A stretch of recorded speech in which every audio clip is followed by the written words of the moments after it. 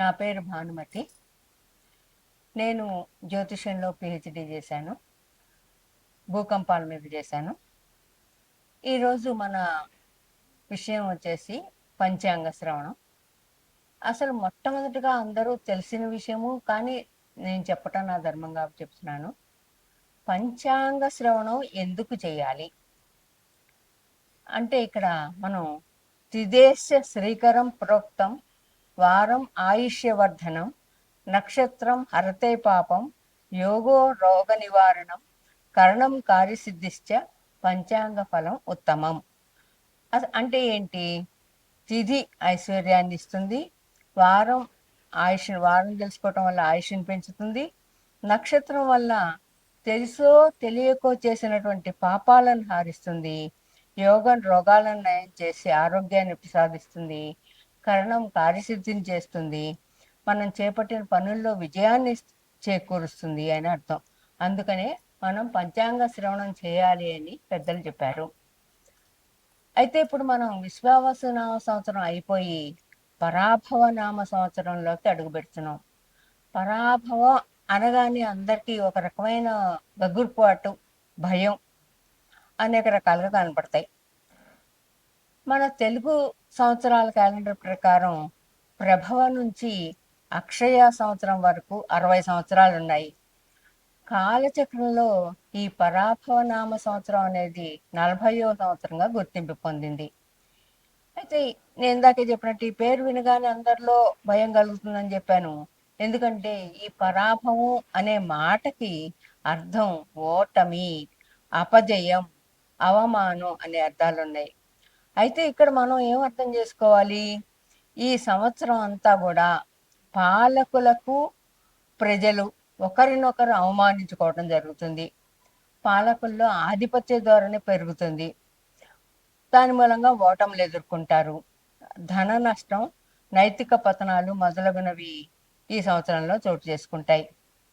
అయితే ఈ 60 సంవత్సరాల పేర్లలో కొన్ని పేర్లు అర్థాలు ప్రతికూలను మాత్రమే సూచిస్తాయి అని అనుకోవటం చాలా పొరపాటు. అయితే ఉదాహరణకి మనం ఇక్కడ ఏం చెప్పుకోవచ్చు? మన ఉగాది పచ్చడిలో షడ్రుచులు ఉంటాయి: ఉప్పు, కారం, తీపి, వగరు, చేదు, ఇవన్నీ కూడా. అదే విధంగా ప్రకృతిలో కూడా ఉంటాయి, సమాజంలో కూడా అనుకూలతలు ఉంటాయి. ఇవి మన జీవితంలో కూడా దాదాపు ఈ 60 సంవత్సరాలు ఎలా ఉన్నాయో 60 సంవత్సరాల కాల మార్పులతో పాటు మన జీవితం కూడా పురోగమిస్తూ ఉంటుంది. అయితే ఇక్కడ మనం చెప్పుకోవాల్సింది ఏంటంటే, ప్రస్తుతం పరాభవ సంవత్సరం ముఖ్య ఉద్దేశం ఏంటి? సమాజాన్ని ముందుగా హెచ్చరిస్తోంది ఇది అని చెప్పుకోవచ్చు. అంటే జాగ్రత్తగా ఉండండి, మీరు ఇది అనుకూలతలు ప్రతికూలతలు ఉన్నప్పుడు మనం ఆచితూచి నడుచుకోవటం ముఖ్య ఉద్దేశం అని చెప్తోంది ఇక్కడ. దీంట్లో ఈ సంవత్సరాన్ని పరిమాణం, మార్పు, కొత్త ప్రారంభాలకు సూచనగా మనం ఈ సంవత్సరాన్ని పరిగణించుకోవచ్చు. ఇంతకీ మనం హెచ్చరిక అన్నాను ఇందాక. ఈ సంవత్సరం మనకి ఇచ్చే హెచ్చరిక ఏంటి? అహంకారం ఉన్న వాళ్ళకి ఓటమి తప్పదుగాక తప్పదు. అదేవిధంగా వినయ విధేయతలతో ఉండే వాళ్ళకి ఉన్నత స్థానాన్ని చేరుకుంటారు వాళ్ళు అని చెప్పడం ఈ కొత్త సంవత్సరం యొక్క ప్రథమ ఫలితం, ప్రథమ లక్షణం అని కూడా మనం చెప్పుకోవచ్చు. తదుపరి తులారాశి. ఆదాయం 5, వ్యయం 14, రాజపూజ్యం 6, అవమానం 3. అయితే ఇక్కడ ఆదాయానికి మించిన ఖర్చు డబల్ ట్రిపుల్ అని కనబడుతోంది 5, 14 అంటే ఇక్కడ ఏమిటి? మనం దీని సంకేతాలు ఏమిటి? దీన్ని ఎలాగ మనం చేయాలి అంటే, ప్రతి ఎక్స్పెండిచర్ని, ప్రతి ఖర్చుని కూడా ఆచి తూచి చెయ్యాలి. అంటే వచ్చే నెలలో ఈ నెలలో మనం ఏం చేసాం, దానికి ఒక ప్రణాళిక. ఈ నెలలో మనం ఈ తప్పులు చేసాం, ఈ అనవసరమైనటువంటి ఖర్చులు అని భార్యాభర్త ఇద్దరు కూర్చుని చర్చించుకుని దాన్ని కంప్లీట్ ఇరాడికేట్, రిమూవ్, తీసేయండి. అలా చేసుకుంటూ వచ్చినట్టయితే ఇప్పుడు మేము చెప్పినటువంటి దాన్ని మీరు ఈజీగా అధిగమిస్తారు.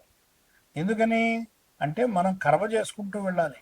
ఇక్కడ మనకి ఈ గ్రహాల యొక్క ప్రభావం వల్ల మనం చేయవలసినటువంటి సత్కర్మ దుష్కర్మ అవుతోంది. ఎందుకని?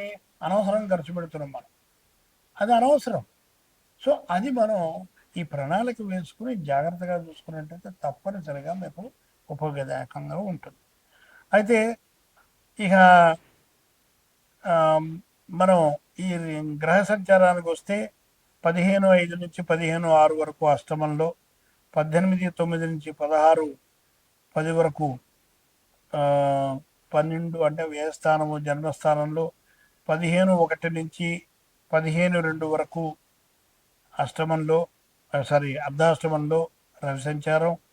కుజుడు 26 నుంచి 1/8 వరకు, తర్వాత 16/3 నుంచి చివరి వరకు అష్టమంలో సంచారం.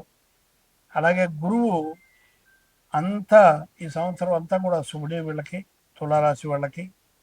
శని కూడా శుభుడే. తర్వాత రాహువు 3/12 నుంచి సంవత్సరం చివరి వరకు కూడా శుభుడే. తర్వాత కేతువు కూడా శుభుడే. ఇక్కడ ఈ తులారాశి వాళ్ళకి నిజంగా బ్రహ్మాండమైనటువంటి కాలం అని చెప్పాలి. స్త్రీ పురుషులకి దైవ బలం ఎక్కువ ఉంటుంది. అలాగే గురువు వల్ల ఏ పనిలోనైనా ఆత్మవిశ్వాసంతో ముందుకు దూసుకెళ్ళిపోతారు. రావుకేతువులు 6వ స్థానంలో శని వల్ల మంచి యోగకాలం ఏర్పడుతుంది. అలాగే శత్రునాశనం, వ్యవహారాల్లో జయం, గతంలో ఆగి ఉన్నటువంటి పనులన్నీ కంప్లీట్ చేసుకుంటారు వీళ్ళు. అలాగే ఇప్పుడు ఈ సమయంలో ఇవన్నీ కంప్లీట్ అయిపోతాయి. తర్వాత ఏ వృత్తిలో వారికైనా కూడా బ్రహ్మాండంగా ఆ వృత్తి కలిసి వస్తుంది. ఒడిదుడుకుల నుంచి బయటపడతారు. కావలసినటువంటి సొమ్ము వస్తుంది.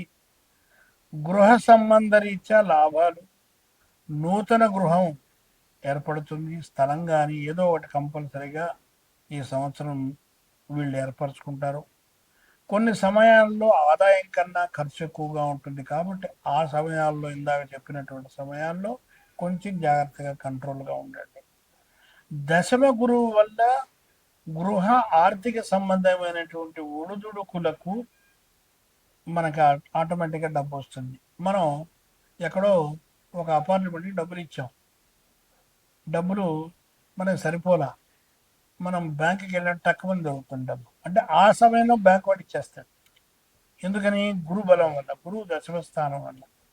అలాగే పుణ్యక్షేత్రాలు దర్శించడం, వివాహాది శుభకార్యాలు ఇంట్లో మీరు చేయడం, ఇవన్నీ కూడా మనం చెప్పుకోదగినటువంటి విషయాలు. అయితే ఉద్యోగులకు కూడా అన్ని విధాల మంచి కాలం అని మనం చెప్పచ్చు. అంటే ప్రమోషన్తో కూడుకున్నటువంటి ట్రాన్స్ఫర్లు వస్తాయి. అయితే ట్రాన్స్ఫర్లు వచ్చాయి కదా నేను వెళ్ళదు సార్ అనకుండా ముందరే మనం జాగ్రత్త పడి ట్రాన్స్ఫర్ రాకుండా ప్రమోషన్ మాత్రమే తీసుకునేటువంటి టెక్నిక్ ఈ యొక్క జ్యోతిషం ద్వారా మనం తెలుసుకోవాలి. తర్వాత ఇక రాజకీయ నాయకులకి బ్రహ్మాండం ఉత్తమమైనటువంటి కాలం. వాళ్ళు ట్రై చేస్తే వాళ్ళకి వాళ్ళు ఎక్కడైతే పోటీ చేశారో అక్కడ వాళ్ళకు ఒక మంచి స్థానం లభించేటువంటి అవకాశం కనబడుతుంది. ఇకపోతే శాంతులకు వచ్చినట్టయితే లేదా పరిహారాలకు వచ్చినట్టయితే మంగళ శనివార నియమాలు, శివాభిషేకం లేదా రుద్రాభిషేకం, అలాగే మాస శివరాత్రి వ్రతం. ఆ రోజు శివరాత్రి ప్రతి మాసం వస్తుంది. ఆ మాసం నాడు వ్రతం చేసుకునేటువంటి ప్రయత్నం చేస్తే ఈ చిన్న చిన్న ఒడిదుడుకులు ఉన్నా కూడా పోయి బ్రహ్మాండమైనటువంటి మంచి సంతోషమైనటువంటి జీవితాన్ని గడపాలని కోరుకుంటున్నాను.